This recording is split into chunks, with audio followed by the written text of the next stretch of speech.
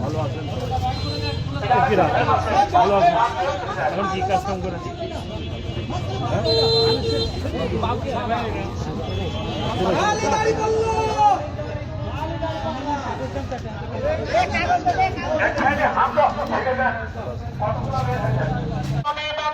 জিন্দাবাদ জিন্দাবাদ